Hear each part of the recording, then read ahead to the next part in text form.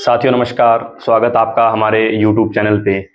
आज अपने कुछ विषयों पे चर्चा करने जा रहे हैं। दो तीन विषय हैं जिन पे आज अपने डिस्कस करेंगे। जैसे कि एक तो राजस्थान कर्मचारी चयन बोर्ड ने आज एक प्रेस नोट जारी किया है, उसमें ड्रेस कोड से संबंधित कुछ सूचनाएं आपको बतानी है। और साथ ही में जो CET का एग्जाम हुआ है जो ग्रेजुएशन लेवल का 27 और 28 सितंबर को, तो उसमें कुछ पेपर का लेवल में जो 27 तारीख वाले पेपर थे उसके मुकाबले में जो 28 तारीख को पेपर हुए थे उनका लेवल थोड़ा हार्ड था।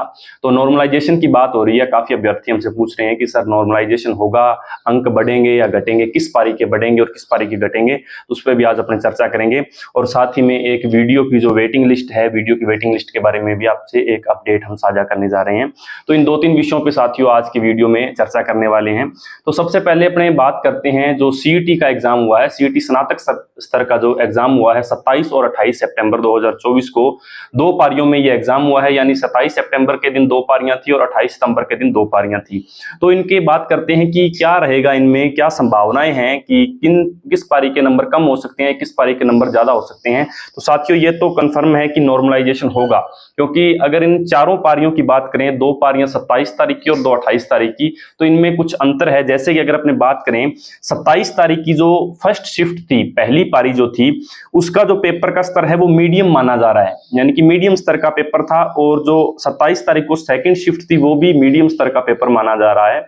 और 28 तारीख को जो पेपर हुआ है साथियों, जो पहली पारी में, उसकी जो लेवल है उसको हार्ड माना जा रहा है कि वो पेपर हार्ड था, टफ पेपर आया था। तो वो पेपर हार्ड होने के कारण 27 तारीख वाली जो दोनों पारियां हैं वो अपने आप ही थोड़ी मीडियम लगने लग गई। तो 28 तारीख की प्रथम पारी का पेपर हार्ड माना जा रहा है। और जो 28 तारीख की सेकंड पारी है, सेकंड पारी का पेपर फर्स्ट पारी के मुकाबले थोड़ा इजी था, लेकिन जो 27 तारीख की दोनों पारियां हैं उनसे थोड़ा हार्ड है। यानी उसको अपने मान सकते हैं मीडियम और टफ की कैटेगरी में मान सकते हैं। तो ये कैटेगरी किस प्रकार है? 27 तारीख की पहली शिफ्ट मीडियम, 28 तारीख की 27 तारीख की सेकंड शिफ्ट है वो भी मीडियम, 28 तारीख की प्रथम पारी है वो हार्ड है, और 28 तारीख की जो सेकंड पारी है वो मीडियम प्लस हार्ड उसको कह सकते हैं। यानी कि फर्स्ट पारी की तुलना में वो थोड़ी इजी है, और जो 27 तारीख वाली पारियां हैं उसके मुकाबले थोड़ी हार्ड है। तो ऐसी स्थिति में साथियों क्या होना चाहिए? नॉर्मलाइजेशन यदि होता है तो किस पारी के नंबर कटने की संभावना है और किस पारी के नंबर बढ़ने की संभावना है, वो हम आपसे जानकारी साझा करने जा रहे हैं।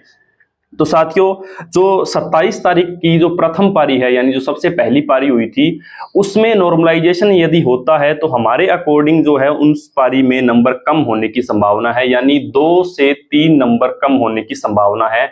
27 तारीख यानी 27 सितंबर की फर्स्ट पारी का जो पेपर हुआ है उसमें नंबर कम होंगे। यदि नॉर्मलाइजेशन होता है तो डेफिनेटली कम होंगे, 2 या 3 नंबर या 3 या 4 नंबर यहां तक नंबर कम हो सकते हैं। और 27 सितंबर की जो द्वितीय पारी है वो भी मीडियम स्तर की थी, वहां पर भी नंबर कम होंगे, 2 या 3 नंबर कम होंगे या 3 या 4 नंबर कम किए जाएंगे नॉर्मलाइजेशन यदि होता है तो। और अगर बात करें 28 तारीख वाले पेपर की, तो 28 सितंबर की जो फर्स्ट पारी थी, जैसा कि पहले बताया गया है कि वो पारी हार्ड मानी जा रही है, तो उस पारी में 28 तारीख की फर्स्ट पारी में नंबर बढ़ने की संभावना है पूरी, यानी कि आपके 3 से 4 नंबर बढ़ने की संभावना है 28 तारीख की फर्स्ट शिफ्ट में। और 28 तारीख की जो सेकंड शिफ्ट है उसमें भी नंबर बढ़ने की संभावना है, 2 से 3 नंबर आपके बढ़ सकते हैं। तो ऑल ओवर बात यह है कि जो 27 तारीख वाले हैं, अगर नॉर्मलाइजेशन होता है तो 27 तारीख वाले दोनों पारियों के पेपरों में 2 या 3 नंबर उनके कट सकते हैं, कम हो सकते हैं। और 28 तारीख वालों में जिसकी फर्स्ट पारी में पेपर था उसके ज्यादा नंबर बढ़ने की संभावना है, क्योंकि वो सबसे ज्यादा हार्ड पेपर माना जा रहा है अन्य पेपरों की तुलना में अगर बात करें तो ऐसी स्थिति में 28 तारीख की फर्स्ट शिफ्ट वालों के 3 से 4 नंबर बढ़ने की पूरी संभावना है। और 28 तारीख की जो सेकंड शिफ्ट है उसमें भी आपके 2 या 3 नंबर बढ़ने की संभावना है। तो 28 तारीख वालों के नंबर बढ़ेंगे और 27 तारीख वालों के नंबर 3 या 4 नंबर कम होंगे। यदि नॉर्मलाइजेशन होता है तो ये स्थिति आपको देखने को मिलेगी। तो जो अभ्यर्थी कह रहे थे कि सर हमारे यदि हम 116 या 117 नंबर हमारे बन रहे हैं, जो हमने आंसर की देखी है उस हिसाब से, और यदि आप 28 तारीख वाले पेपर में हो तो आपको चिंता करने की कोई आवश्यकता नहीं है। 28 तारीख वाले दोनों पारियों में आपके 3 या 4 नंबर जितनी भी नॉर्मलाइजेशन होती है बढ़कर आपके पूरे नंबर हो सकते हैं। और 27 तारीख वालों को ये ध्यान रखना होगा कि उनके जो अपनी काउंटिंग कर रहे हैं, यानी कि जो आंसर की से मिलाकर अपना स्कोर बना रखा है उन्होंने, तो उसमें से आप 3 या 4 नंबर कम लेकर ही आगे सोचें। तो ये रहेगा सीईटी के नॉर्मलाइजेशन में। तो एक तो आपके साथ ये सूचना हमें साझा करनी थी। दूसरा साथियों, अब अपने बात कर लेते हैं वीडियो वेटिंग लिस्ट के बारे में। जो अभ्यर्थी बार बार कमेंट कर रहे हैं कि सर वीडियो वेटिंग लिस्ट के बारे में अपडेट दीजिए, क्या हुआ। तो साथियों, जैसा कि पिछली वीडियो में आपको बताया गया था कि वीडियो वेटिंग लिस्ट की जो सुनवाई की तारीख है वो 30 सितंबर दी गई है, जो कि निकल चुकी है कल। और 30 सितंबर को साथियों आपकी सुनवाई नहीं हुई है, और ना होने का कारण ये है कि ये जो आपका मसला है वीडियो वेटिंग लिस्ट का, ये माननीय उच्च न्यायालय की जयपुर खंडपीठ में चल रहा है। और किसी कारणवश जो मुख्य न्यायाधीश हैं, उच्च न्यायालय के मुख्य न्यायाधीश, वो किसी कारणवश जोधपुर गए हुए हैं, यानी कि जोधपुर खंडपीठ में गए हुए हैं। और उनकी अनुपस्थिति के कारण वीडियो की जो सुनवाई है वो नहीं हो पाई 30 सितंबर को। और आपको अगली तारीख मिली है वीडियो वेटिंग लिस्ट के मसले को, वो मिली है 4। सूचना प्राप्त हुई है हमारी सूचना के अनुसार, जो मुख्य न्यायाधीश हैं वो 7 अक्टूबर तक जोधपुर में रहेंगे। तो 7 अक्टूबर के बाद जयपुर आने की उनकी संभावना है। तो ऐसी स्थिति यदि जो भी तारीख मिलती है सुनवाई की, 10 तारीख, 15 या जो भी 12, 15 जो भी मिलती है, उस तारीख में उम्मीद है पूरी की आपकी वीडियो की वेटिंग लिस्ट के संबंध में सुनवाई हो जाएगी, क्योंकि 7 अक्टूबर के बाद जो मुख्य न्यायाधीश हैं वो जयपुर में आ जाएंगे। आप अपडेट लेते रहिएगा और पता रखिएगा कि नेक्स्ट तारीख कब मिलती है। तो हम 4 दिन जो भी प्रश्न आ रहे थे उसके बारे में बात होगी। उसके बाद साथियों, राजस्थान कर्मचारी चयन बोर्ड, तो राजस्थान कर्मचारी चयन बोर्ड का प्रेस नोट एक जारी हुआ है आज, उसके संबंध में बात कर लेते हैं कि राजस्थान कर्मचारी चयन बोर्ड में प्रेस नोट में 2 प्रमुख बातों के बारे में बताया गया है कि एक तो जो 5 अक्टूबर 2024 को जो परीक्षा होने वाली है, शीघ्र लिपिक और निजी सहायक ग्रेड 2 संयुक्त सीधी भर्ती परीक्षा है, ये जो 5 अक्टूबर को होने वाली है। इसमें ड्रेस कोड से संबंधित एक प्रेस नोट जारी हुआ है कि पहले जो अनिवार्य किया गया था कि आप हाफ बाजू की टी शर्ट पहन के आ सकते हैं, फुल बाजू की अलाउ नहीं होगी, तो उसको समाप्त करके आज के प्रेस नोट में बताया गया है कि आप पूरी आस्तीन की बाजू पहनकर कोई भी शर्ट या टी शर्ट पहन के आ सकते हैं, इस पर कोई मनाही नहीं होगी। तो एक तो इस ड्रेस कोड के बारे में ध्यान रखिएगा।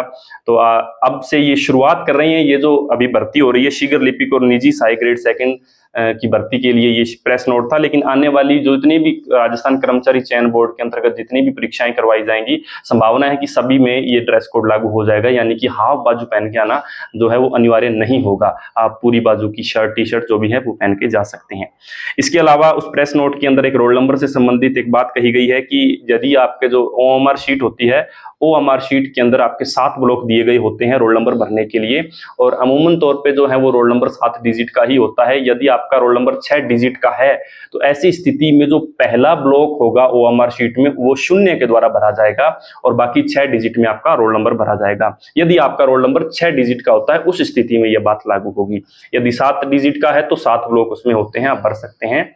यदि 6 डिजिट का है तो प्रथम ब्लॉक में 0 भरा जाएगा और अगले 6 ब्लॉक में आपका रोल नंबर भरा जाएगा। तो ये राजस्थान कर्मचारी चयन बोर्ड द्वारा आज एक प्रेस नोट जारी हुआ था जिसमें ये 2 सूचनाएं बताई गई हैं, ड्रेस कोड वाली और एक ये रोल नंबर वाली। तो उम्मीद है सभी विद्यार्थियों को हमारे द्वारा दी गई जानकारी समझ में आ गई होगी। इसके अलावा जो सीईटी का है, सीईटी का आपको बता दिया गया है कि नॉर्मलाइजेशन होगा, ये तो कंफर्म है। और जो 27 तारीख वाले हैं उनके नंबर 2 या 3 नंबर कम हो सकते हैं और 28 तारीख वालों के नंबर 3 या 4 नंबर बढ़ सकते हैं। और 28 में भी जो फर्स्ट पारी था, यानी कि तीसरी पारी का आपने कह सकते हैं, 28 सितंबर में जो पहली पारी थी और वैसे तीसरी पारी हो गई वो, तो वो पेपर थोड़ा लेवल का था, हार्ड माना जा रहा है। तो उसमें नॉर्मलाइजेशन यदि होगा तो उसमें पूरी संभावना है आपके 3 से 4 नंबर बढ़ने की। और जो लास्ट पारी थी 28 की सेकंड पारी, उसमें भी आपके 2 या 3 नंबर बढ़ेंगे क्योंकि वो भी पेपर हार्ड माना जा रहा है। तो ये सीईटी से संबंधित बातें थी। और वीडियो से संबंधित आपको बता ही दिया, जो आपकी 4 अक्टूबर अगली सुनवाई की तारीख है और 4 अक्टूबर को सुनवाई नहीं होगी और जो भी अगली तारीख मिलेगी वो हम आपको चैनल पे जानकारी साझा कर लेंगे आपके साथ, और आप उसके बाद देख लीजिएगा जो भी तारीख होगी। उम्मीद है उसके बाद जो तारीख मिलेगी उसमें आपकी सुनवाई हो जाएगी और कोई ना कोई फैसला हो जाएगा। तो आज के सेशन में साथियों इतना ही रहेगा। उम्मीद है हमारे द्वारा दी गई जानकारी आपके लिए फायदेमंद साबित होगी और आपका साथ हमारे साथ यूं ही बना रहे। नमस्कार, धन्यवाद।